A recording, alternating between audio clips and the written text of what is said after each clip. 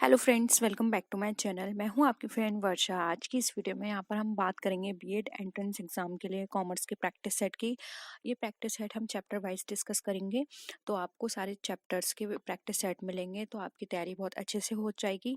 तो आप डेली इस प्रैक्टिस सेट को सॉल्व कीजिए और कोई भी डाउट हो तो नीचे कॉमेंट सेक्शन में ज़रूर बताइएगा, हम उसको अलग से डिस्कस कर लेंगे। ठीक है, स्टार्ट करते हैं क्वेश्चन को। देखिए यहाँ पे हमारा क्वेश्चन है, the job of an accountant is dash in nature, यानी कि जो अकाउंटेंट की जो जॉब होती है वो किस तरह की नेचर की होती है।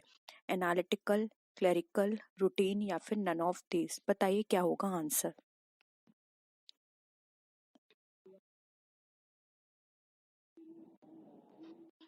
क्या होगा आंसर। देखिए, अगर हम बात करें एक अकाउंटेंट की, तो आपको पता है अकाउंटेंट का काम होता है जो भी अकाउंट के हमने रिकॉर्ड करके रखे हैं उनको देखना कि वो सही है या नहीं, उनकी रिकॉर्डिंग सही से हुई है नहीं। तो एक तरह से एनालिटिकल काम हो गया। तो इनका जो जॉब होता है वो एनालिटिकल नेचर का होता है। ठीक है, पूरा एनालिसिस किया जाता है कि सही तरह से डॉक्यूमेंट्स प्रिपेयर किए गए हैं नहीं, उनको जो भी रूल्स हैं हमारे अकाउंट्स के रिलेटेड, जो कि पर्सनल अकाउंट, रियल अकाउंट और आपने नॉमिनल अकाउंट पढ़ा होगा, वो उसके अकॉर्डिंग उसको रिकॉर्ड किया गया है या नहीं, ये सारी चीजें देखते हैं यहाँ पर। ठीक है, तो ए राइट आंसर यहाँ पे हो जाएगा ए, एनालिटिकल। ठीक है, नेक्स्ट क्वेश्चन है,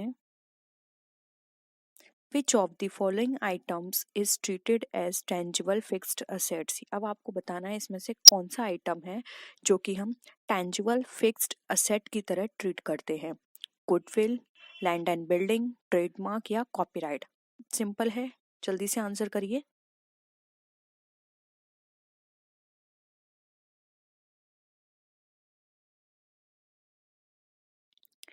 क्या हो जाएगा। टेंजिबल फिक्स्ड असेट की बात की जा रही है यहाँ पर।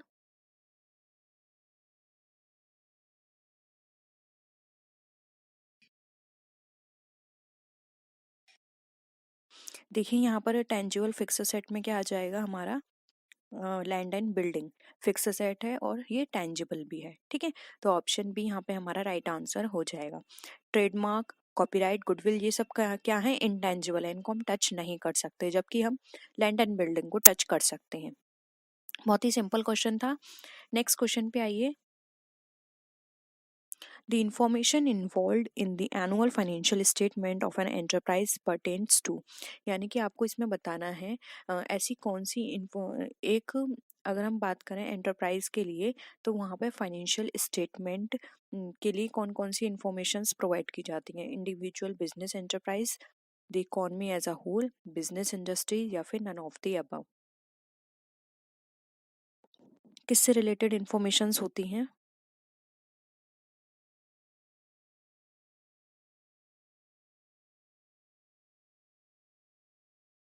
देखिए यहाँ पे फाइनेंशियल स्टेटमेंट के लिए बात की जा रही है, तो फाइनेंशियल स्टेटमेंट से रिलेटेड जो इन्फॉर्मेशन यहाँ पर हमारी इन्वॉल्व है वो है हमारी इंडिविजुअल, बिजनेस, एंटरप्राइज से रिलेटेड।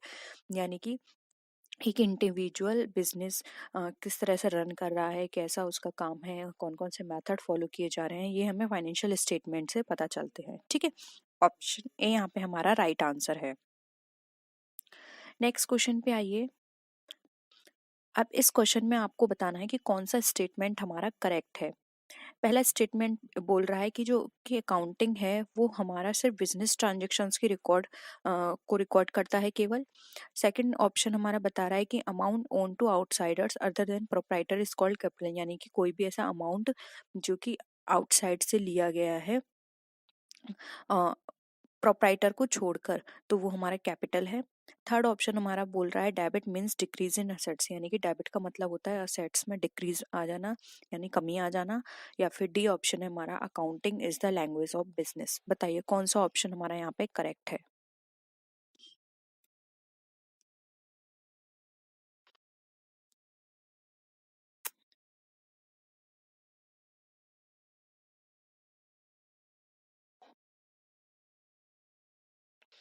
देखिए एक एक ऑप्शन को अच्छे से समझते हैं। फर्स्ट यहाँ पर बोला है accounting involves only the recording of business transactions.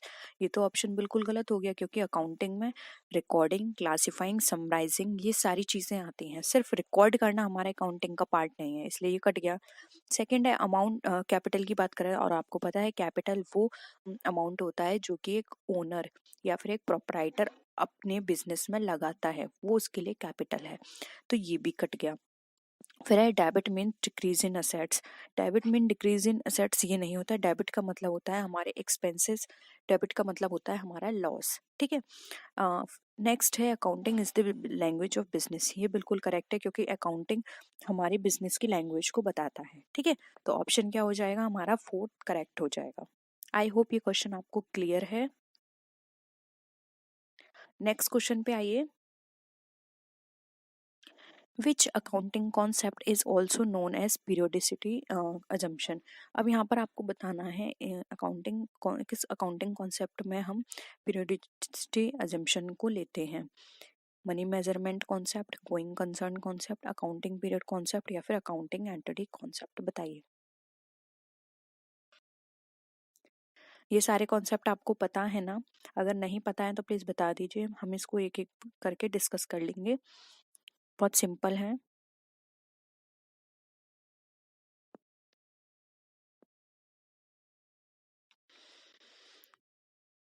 देखिए यहाँ पर अगर हम बात करें पीरियोडिसिटी अजम्पशन की, तो ये यहाँ पर ऑप्शन सी हो जाएगा, यानी अकाउंटिंग पीरियड कॉन्सेप्ट। इसके अंदर ये कहा गया है कि जो हमारा अकाउंटिंग होती है वो हमारी एक पर्टिकुलर टाइम पीरियड पर होती है। यानी कि आपको पता है अकाउंटिंग पीरियड हमारा कितना होता है, 12 मंथ का होता है। अब ये 12 मंथ कहीं से भी स्टार्ट हो सकते हैं, ये डिपेंड करता है बिजनेस पर। वो या तो जनवरी टू दिसंबर अपना टाइम पीरियड लेके चल सकते हैं, या फिर मार्च से अप्रैल, या फिर अप्रैल से मार्च। और कुछ बिजनेसमैन अपने अकाउंटिंग जो उनका पीरियड होता है उसको वो दिवाली से दिवाली मानते हैं। ठीक है, तो ये डिपेंड करता है कि वो कौन सा पीरियड ले रहे हैं, लेकिन सबका पीरियड 12 मंथ तक होता है। ठीक है। गोइंग कंसर्न कॉन्सेप्ट देखिए यहाँ पे डिस्कस कर लेते हैं। गोइंग कंसर्न कॉन्सेप्ट का मतलब होता है कि हम जो भी बिजनेस स्टार्ट कर रहे हैं वो ये सोचकर चल रहे हैं कि हमारा जो बिजनेस है लॉन्ग टाइम तक वर्क करेगा। ठीक है।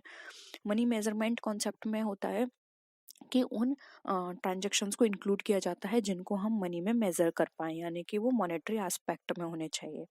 अकाउंटिंग एंटिटी का मतलब ये होता है एक बिजनेस की अपनी खुद की एंटिटी है, उसका ओनर और उस बिजनेस की एंटिटी दोनों सेपरेट है। ठीक है, तो ऑप्शन यहाँ पे सी राइट आंसर हो जाएगा।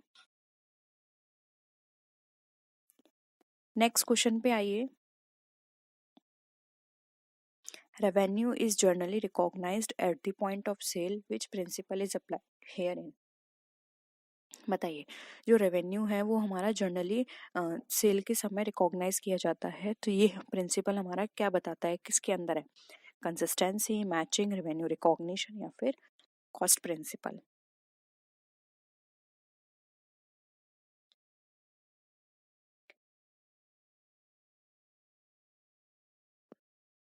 देखिए यहाँ पे ज़्यादा डिस्कशन करने की ज़रूरत नहीं है।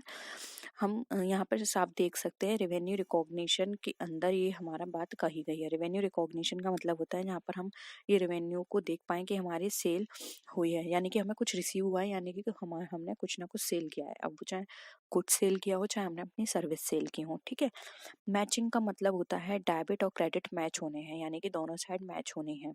कंसिस्टेंसी का मतलब होता है हम कोई भी मेथड अडॉप्ट कर रहे हैं तो उसमें कंसिस्टेंसी होनी चाहिए। ऐसा नहीं है हमने एक साल कोई और मेथड अडॉप्ट किया, दूसरे साल कोई और मेथड अडॉप्ट किया, तो इससे क्या होगा, हम कभी भी अपने फर्म की बैलेंस शीट को अपने फर्दर फ्यूचर के लिए हेल्प में नहीं ले पाएंगे, क्योंकि हमने पहले कोई और मेथड अडॉप्ट किया था, तो हमारा जो अमाउंट था या हमारी कंपनी के जो प्रॉफिट्स थे वो कुछ और थे। अब हमने कोई और मेथड अडॉप्ट कर लिया, तो हम उससे क्या होगा, उससे हेल्प नहीं ले सकते, कंपैरिजन नहीं कर सकते, इसलिए कंसिस्टेंसी होनी चाहिए। कॉस्ट प्रिंसिपल में हम अपने जो भी कंपनी के अंदर गुड्स या सर्विस की बात करते हैं तो वो कॉस्ट के बेसिस पे की जाएगी, उनका कैलकुलेशन होगा कि कितनी कॉस्ट पर्टिकुलर 1 यूनिट पर आ रही है। ठीक है, तो हमारा कॉस्ट प्रिंसिपल है। नेक्स्ट आइए। The assumption that a business enterprise will not be sold or liquidated in the near future is also is known has, यानी कि एक ऐसी एजम्पशन जिसमें हमारा बिजनेस एंड एंटरप्राइज सोल्ड नहीं होगा और ना ही लिक्विडेट होगा नियर फ्यूचर में, वो हम क्या कहेंगे? अभी अभी मैंने आपके साथ डिस्कस किया, आप इजीली बता सकते हैं। ऑप्शंस हैं monetary unit, going concern, conservatism या फिर पीरियोडिसिटी। बताइए क्या हो जाएगा इसका आंसर?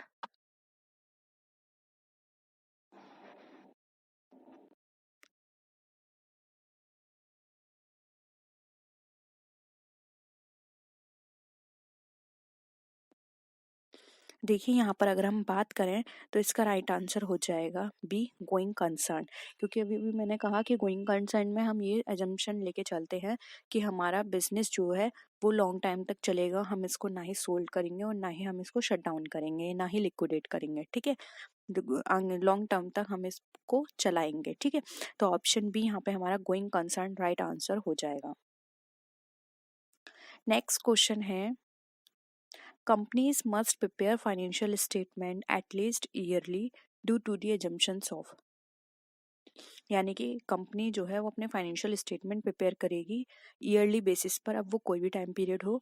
तो ये एजम्पशंस हमारी किसके कारण होती है? पीरियोडिसिटी, कॉस्ट बेनिफिट, कंजर्वेटिज्म या फिर मैचिंग। अब ये सारे मैंने आपको बता दिए हैं, तो आप इजीली इसका आंसर कर सकते हैं कि ऐसी कौन सी एजम्पशंस हैं जिसके बेसिस पर हम ये ईयरली का कॉन्सेप्ट लेके चलते हैं। क्या हो जाएगा? ए हो जाएगा पीरियोडिसिटी, ठीक है। यानी कि एक पर्टिकुलर पीरियड हम मानेंगे जिसके बेसिस पर हम अपने फाइनेंशियल स्टेटमेंट को प्रिपेयर करेंगे, ठीक है।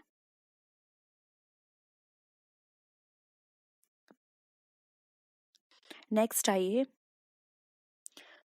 Following the WDV written down value method of depreciating a particular asset year after year, state the name of the relevant accounting principle applied herein। यानी कि जब हम रिटन डाउन वैल्यू मेथड जो हमारा डेप्रिशिएशन का है उसको हम ईयर आफ्टर ईयर जो हमारी वैल्यू निकल कर आती है, तो वो हमारे किस प्रिंसिपल, अकाउंटिंग प्रिंसिपल में से रिलेटेड है या फिर रेलेवेंट है? बताइए।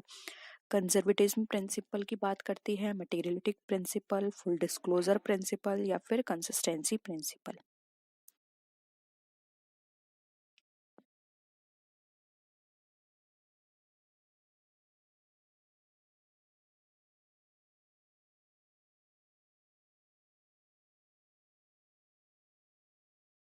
क्या हो जाएगा आंसर? देखिए यहाँ पर हो जाएगा ऑप्शन डी, क्योंकि देखिए कंसिस्टेंसी की यहाँ पे बात की जा रही है, यानी कि अगर हम किसी भी असेट पर written down value method adopt कर रहे हैं तो हमें हर साल वही करना है। अगर हम अपना चेंज कर देंगे तो हमारी जो असेट की जो रियल वैल्यू है वो निकल कर नहीं आएगी। इसलिए हम अगर एक साल हमने ये वाला मेथड अडॉप्ट किया है तो नेक्स्ट ईयर भी हमें वही करना है, तो कंसिस्टेंसी हमें बना के रखनी है, ठीक है। इसलिए ऑप्शन डी करेक्ट है। नेक्स्ट क्वेश्चन है the primary qualities that make accounting information useful for decision makings are, यानी कि अब आपको यहाँ पर बतानी है प्राइमरी क्वालिटीज जो कि हमारे अकाउंटिंग इन्फॉर्मेशंस जो होती हैं उस वो हेल्प करेंगे हमारे डिसीजन लेने में। कौन कौन से हैं? Comparability and consistency, materiality and timeliness, relevance and reliability या फिर रिलायबिलिटी एंड कंपेरेबिलिटी। बताइए। प्राइमरी क्वालिटी बतानी है आपको। वैसे तो ये सारी ही क्वालिटीज हैं, ठीक है।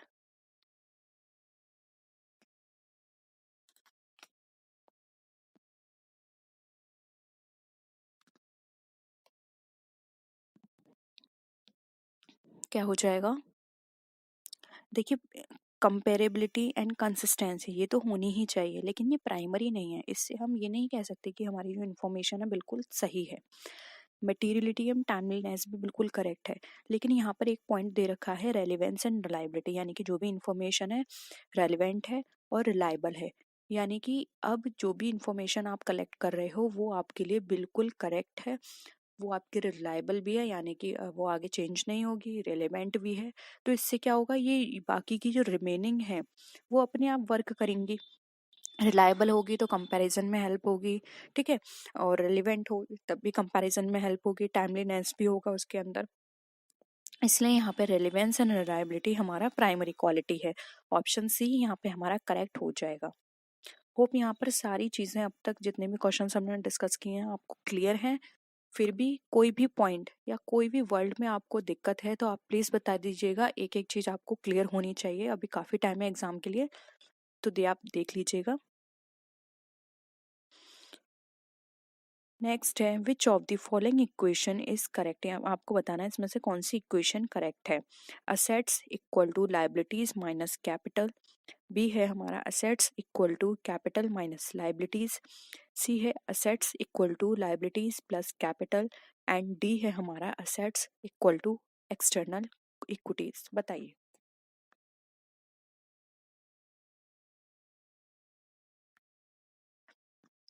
कौन सी इक्वेशन आपको करेक्ट लग रही है। देखिए इस तरह की चीज करने से पहले आप खुद ही अपने आप एक चार्ट बना लीजिए। आप बैलेंस शीट प्रिपेयर करते हैं तो किस तरह का फॉर्मेट होता है उसका। देखिए यहाँ पर होती है हमारी असेट, ये होती है हमारी कैपिटल, एंड ये होती है हमारी लाइबिलिटीज। यानी कि कैपिटल और लाइबिलिटीज प्लस होंगी और वो हमारी इक्वल होंगी एसेट के। अब ये देख लीजिए आपको कहाँ पे मैच कर रहा है। Assets liabilities minus capital cut गया, असेट्स कैपिटल माइनस लाइबिलिटीज ये भी कट गया, assets equal to liabilities plus capital ये बिल्कुल करेक्ट है। ठीक है, सिंपल है, इजिली आपने ये निकाल लिया इसका आंसर। ठीक है, नेक्स्ट आइए।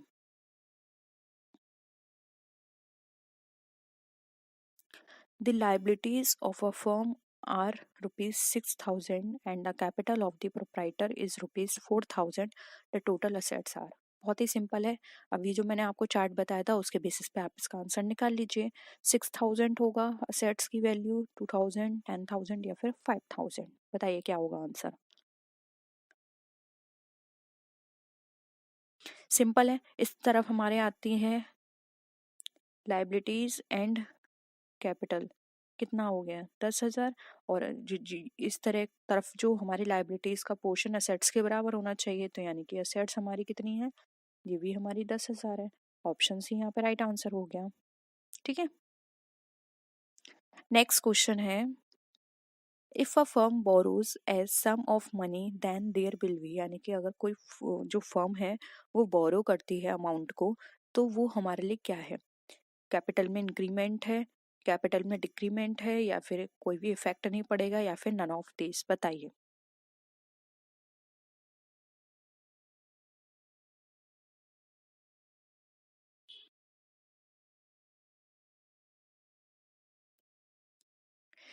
देखिए बहुत सिंपल है, अगर आपने कोई भी अमाउंट बोरो किया है कहीं से भी, ठीक है, और उसको फर्म में लगाया है, तो आपकी कैपिटल तो इंक्रीज हो जाएगी, लेकिन साथ ही साथ असेट साइड जो आप शो करते हैं क्रेडिटर्स, ठीक है, करंट असेट्स में क्रेडिटर्स वो भी आपके बढ़ जाएंगे। तो एक तरह से क्या होगा, कोई भी इफेक्ट नहीं पड़ा, क्योंकि यहाँ भी बढ़े और वहां भी बढ़ गया, दोनों का अमाउंट इक्वल हो गया। जैसे कि फॉर एग्जाम्पल लाइबिलिटीज आपकी बढ़ गई 5,000 50,000 से, और वहां पे करंट असेट्स की बात करें तो करंट असेट्स में हम शो करेंगे क्रेडिटर्स, वो भी बढ़ गए आपके 50,000 से, तो क्या हो गया, कोई भी इफेक्ट नहीं पड़ा, तो नो इफेक्ट इन कैपिटल। ठीक है, नेक्स्ट देखिए, bank overdraft account is personal account, real account, nominal account, या फिर नन ऑफ दिस। बताइए बैंक ओवरड्राफ्ट जो है हमारा किस तरह का अकाउंट है।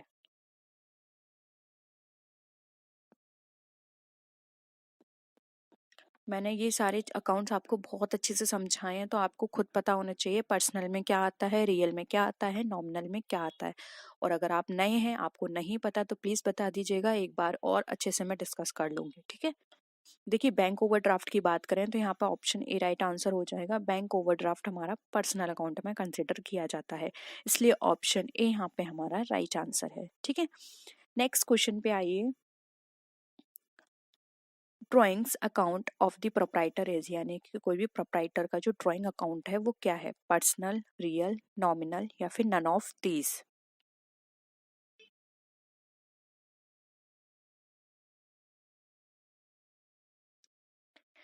देखिए ड्राइंग अकाउंट क्या हो जाएगा, ए हो जाएगा, पर्सनल अकाउंट में कंसिडर किया जाता है। ये सारे अकाउंट आपको नहीं पता है तो बता दीजिएगा, हम अच्छे से डिस्कस कर लेंगे, क्योंकि ये बहुत ही इंपॉर्टेंट है।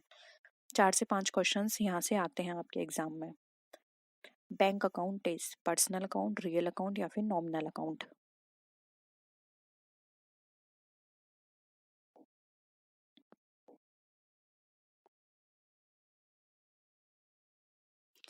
क्या हो जाएगा आंसर?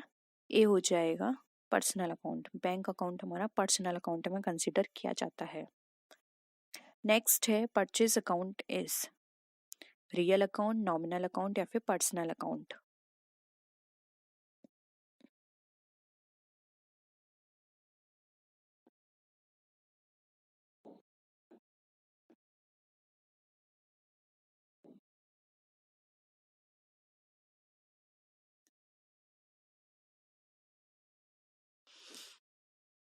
क्या हो जाएगा आंसर? परचेज हमारा कैसा है? रियल अकाउंट है, ठीक है। ऑप्शन ए हमारा यहाँ पे राइट आंसर है। नेक्स्ट है गुडविल अकाउंट इज। अब गुडविल हमारा किस तरह का अकाउंट है? Real account, nominal account, personal account या फिर नन ऑफ दीज।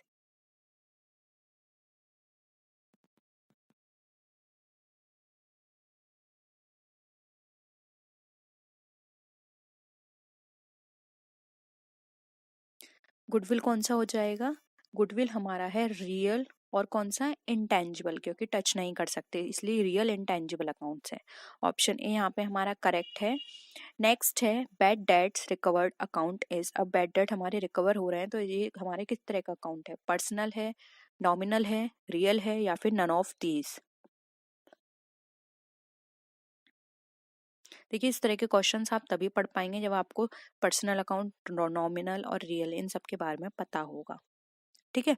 तो पहले उसको पढ़िए, जाके देखिए, वो वीडियो आपको मिल जाएगी। 2 से 3 वीडियोस मैंने इस टॉपिक पे बना रखी हैं, और फिर भी उससे समझ ना आए तो आप बताइएगा, हम दोबारा से डिस्कस कर लेंगे।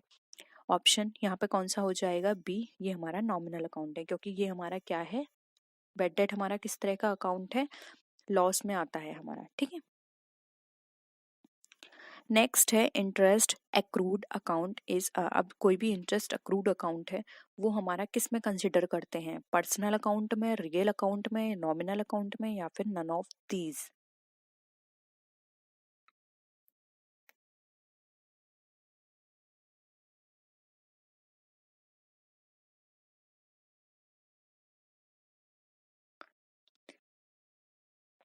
क्या होगा आंसर? आंसर यहाँ पर हो जाएगा B, nominal account. Interest accrued account हमारा नॉमिनल अकाउंट है, ठीक है। तो ऑप्शन बी यहाँ पर राइट आंसर हो जाएगा। होप यहाँ पर आपको सारे क्वेश्चंस क्लियर हैं। किसी भी क्वेश्चन में कोई भी डाउट लगता है कमेंट सेक्शन में बताइए। आप टेलीग्राम ग्रुप ज्वाइन कर लीजिए, वहाँ पे आपको अपनी कोई भी क्वेरी पूछ सकते हैं, ठीक है। तो आज के लिए इतना ही। होप आपको सारे क्वेश्चंस क्लियर हुए होंगे। किसी भी तरह का डाउट हो आप पूछ सकते हैं। वीडियो पसंद आए तो वीडियो को लाइक कीजिए, फ्रेंड्स या शेयर कीजिए, और किसी भी तरह की कोई भी क्वेरी हो तो जरूर बताइएगा। तो नेक्स्ट वीडियो में मिलते हैं, तब तक के लिए टेक केयर, बाय बाय।